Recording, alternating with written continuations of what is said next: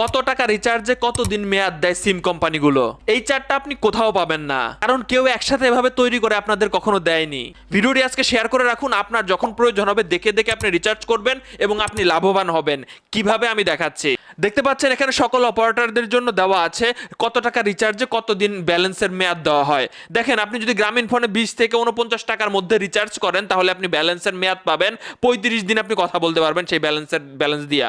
আপনি যদি 50 থেকে 149 টাকা রিচার্জ করেন এর মধ্যে, তাহলে 45 দিন মেয়াদ পাবেন। আপনি 150 থেকে 299 টাকার মধ্যে যদি আপনি রিচার্জ করেন তাহলে আপনি 65 দিন মেয়াদ পাবেন। আপনি 300 বা 300 টাকার উপরে যদি রিচার্জ করেন তাহলে 395 টাকা ব্যালেন্সের মেয়াদ পাবেন। দেখেন লাভ কিভাবে করবেন। আপনি যদি 40 টাকা রিচার্জ করেন তাহলে আপনার ব্যালেন্সের মেয়াদ থাকবে 35 দিন।